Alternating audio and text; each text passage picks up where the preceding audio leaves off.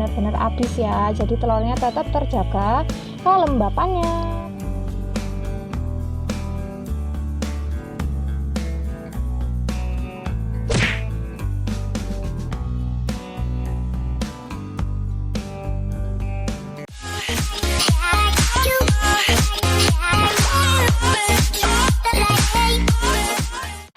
Assalamualaikum warahmatullahi wabarakatuh. Welcome back to my channel di Aku Hana. Salam dari The Power of Mbak-mbak. Ada mbak-mbak guys. Oke guys, jadi di video kali ini aku mau ngapain, sama seperti judulnya, aku mau nge-share pengalaman pertama jadi pengusaha muda guys. Nah ini sebenarnya aku kayak niat nggak niat gitu ya, tapi mamaku tetap ngomong ya cobalah di share, siapa tahu jadi inspirasi atau ada yang berminat buat usaha kayak aku juga gitu ya. Good job. Nah jadi di video kali ini aku mau nge-share pengalaman pertama, diulang meneh. Pengalaman pertama cara penetasan telur bebek pemula. Nah guys, sebelum ke videonya, ini aku mau ngasih tahu dulu ke kalian, aku pakai mesin tetas dengan panjangnya itu kurang lebih 125 cm, nah tingginya itu kurang lebih 60 cm, dengan kapasitas isi telur bebeknya itu 250 butir ya. Oke, isinya 250. Untuk lampunya sendiri di dalam mesinnya itu ada 10 buah dengan kapasitas per buah itu 5 watt kekuatannya. Nah oke guys, di sini aku juga buat beberapa catatan yang mau aku share ke kalian. Kalau misalnya dari video aku ada yang kurang jelas, kalian juga bisa tanyakan di kolom komentar. Dikarenakan aku juga baru belajar sama mama bapakku, dan sedangkan mama bapakku tuh udah menggeluti ilmu peternakan bebek ini dari tahun 1990. Iya. Gila guys, wis pirang puluh tahun guys, aku urung lahir. Oke, jadi yang pertama, di sini mesin aku kan kapasitasnya 250 telur. Aku masukin dengan jumlah 230 telur. Nah, di mesin yang aku punya ini itu udah tersedia alat untuk penghangatnya yang namanya thermostat. Nanti aku juga kasih contohnya kayak mana, dan ada termometernya guys. Pokoknya itu mesinnya udah set lengkap, dan juga mesin desainnya bapakku sendiri ini dia kuat nahan mati lampu sampai 8 jam. Kalau mati lampunya lebih dari 8 jam, baru kalian lakukan tindakan kayak pakai genset atau cara lain ben mesinnya nggak adem gitu ya.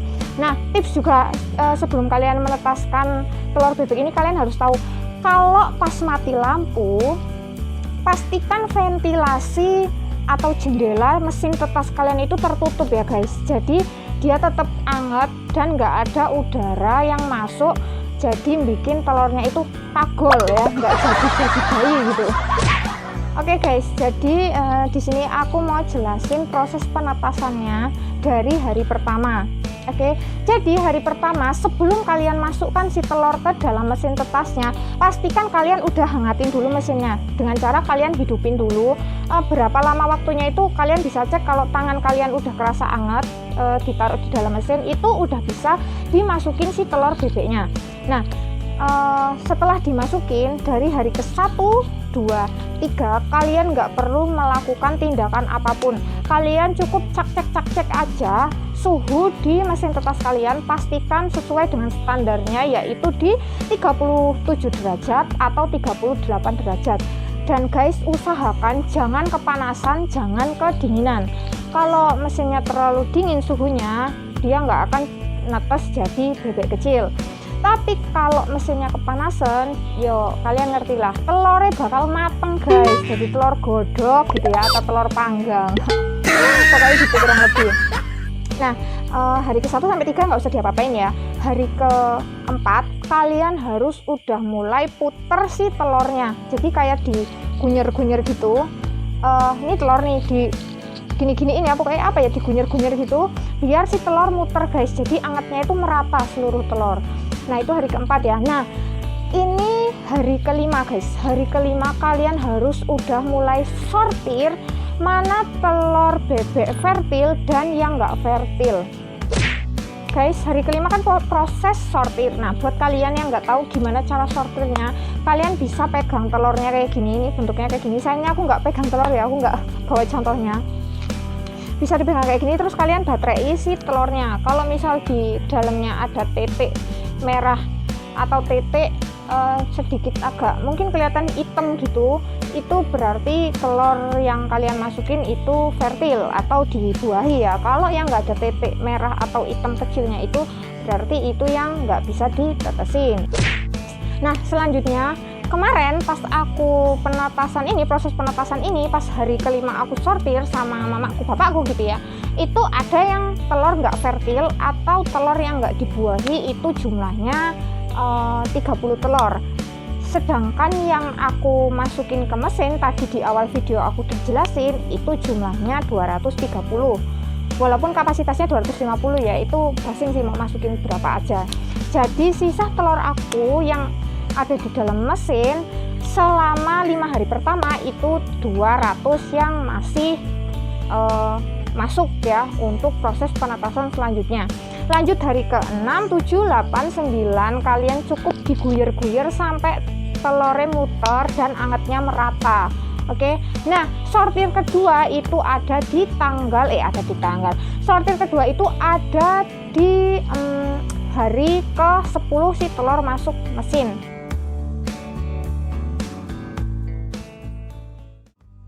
Oke guys, lanjut hari ke-11, 12, 13, 14 seperti biasa, seperti hari-hari sebelumnya, tetap diguyur-guyur si telur biar balik dan angetnya merata. Nah guys, yang perlu kalian ketahui, proses sortir itu ada di hari kelima dan ada di hari ke-10.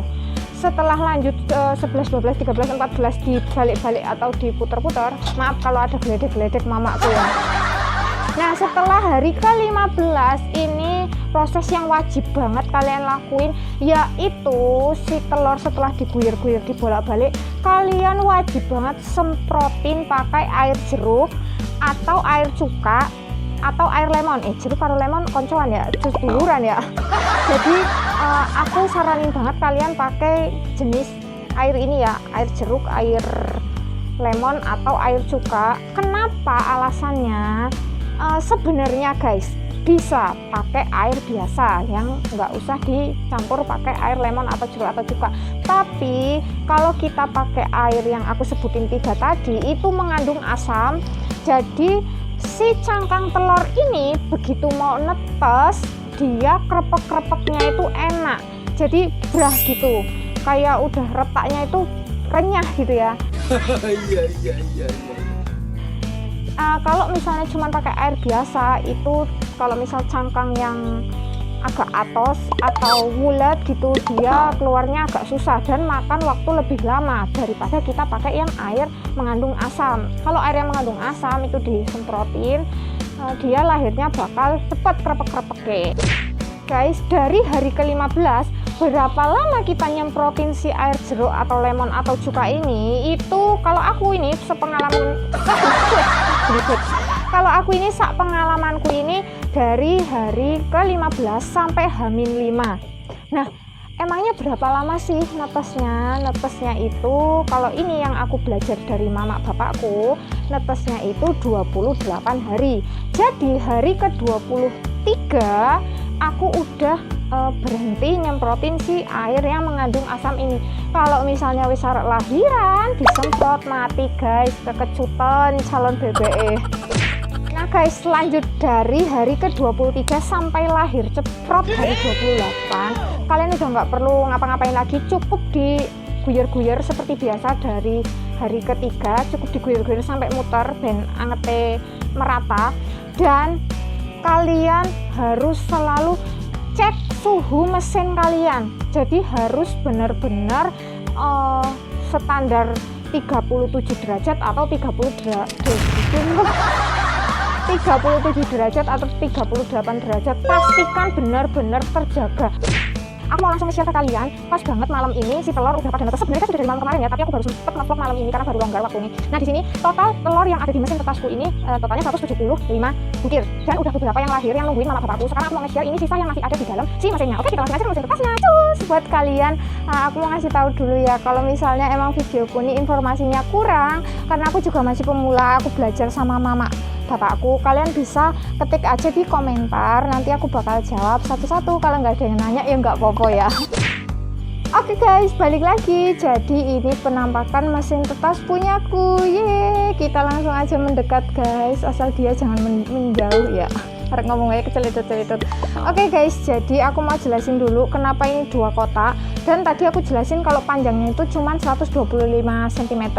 Jadi aku netasinnya itu di kotak yang sebelah sini. Ini memang bapakku desainnya 2 kotak gini jadi 1. Kalau misalnya mau segini doang juga nggak apa-apa. Nah, kapasitasnya buat yang kotak ini aja ini 250 yang tadi aku ceritain. Kalau misal dua-duanya dipakai, ini totalnya 500 butir telur. Nah, kalau buat kakinya sesuai selera aja, terserah kalian. Dan apa kalau coret-coretan ini mengganggu pandangan kalian ya? Karena coret-coretan ini dan nggak digeluti semut guys, jadi ini di dapur ajaib. Nah, ini semprotan yang tadi aku ceritain isinya air jeruk. Kalau misal ini kegedean atau buat kalian berat, kalian bisa beli yang kayak gini wadahnya. Ini kayak buat semprotan key spray juga bisa, pokoknya basi, yang penting bisa buat nyemprot ya. Kalau aku pakainya yang ini kapasitasnya 1 liter guys. Nah, ini kapasitasnya 1 liter. Oke, jadi aku netesinnya di bagian yang sebelah sini. Kita intip dulu, yuhu. Ini sebagian udah netes dan udah dari kemarin guys. Jadi ini sisanya ya cuman tinggal beberapa, tapi masih oke buat di record. Oke, kita langsung aja buka. Oke guys, jadi ini aku minta bantuin mamaku buat bukain karena tanganku megang kamera ya. Tereng. Tuh, itu udah mulai lahir guys, jadi duit guys. Dan tereng, ini sisanya yang masih atas gitu ya, maksudnya yang belum ada tanda-tanda kepak-kepak gitu. Dan aku mau kasih tahu juga ini jumlah lampunya guys. Bentar ya, aku skip. Jadi ini jumlah lampunya ada 10 box lamp. 1 2 3 4 5 6 7 8 9 10. Nah, termostatnya ini berguna banget kalau misal ini suhunya udah kepanasan. Beberapa lampunya bakal mati otomatis ya, bakal bunyi ceklek dia mati. Nanti kalau suhunya turun lagi dia bakal ngidupin semuanya lagi dan angetnya bakalan normal kembali. Ini dia proses penetasannya. Nah, ini yang benar-benar baru ceprot lahir guys. Aku mau kasih tahu juga, jadi mesin ini udah didesain sama bapakku dan ada saudaranya bapakku ya yang tukang bikin si mesin tetas ini. Dia udah ada termostatnya di situ, jadi udah bisa ngatur suhu. Kalau kepanasan dia turun sedikit, kalau kedinginan dia naik lagi. Itu dia yang hitam-hitam itu. Dan kalau kalian nanya ini rongga yang di bawah ini buat apa, tereng, ini isinya nampan plastik yang ukurannya sedang. Di sini buat kapasitas 250 telur. Ini ada 3 nampan. Dan apa sih gunanya, isinya apa? Ini berisi air ya guys. Kegunaannya apa? Ini buat melembabkan si telurnya guys, jadi ditaruhnya di sini. Kalau misalnya diisi penuh ini bakal awet banget. Kalian cek aja terus kalau habis dijok lagi. Dan ini pokoknya ada di bawah sini sampai telur yang netes benar-benar habis ya, jadi telurnya tetap terjaga kelembapannya.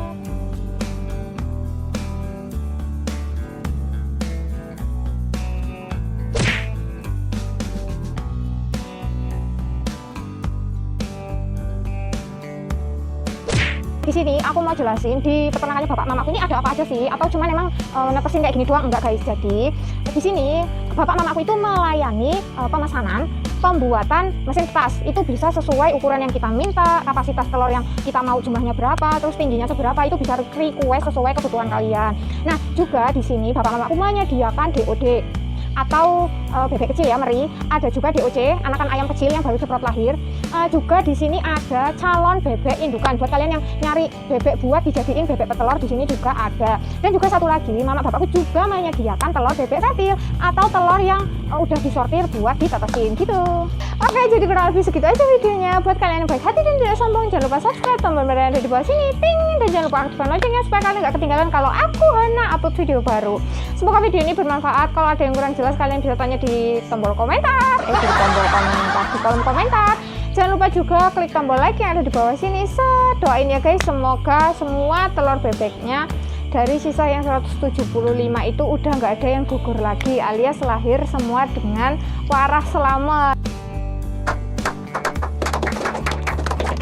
Oke, sampai ketemu lagi di video selanjutnya. Dadah. Salamnya ketinggalan guys. Salam dari The Power of Mbak-mbak.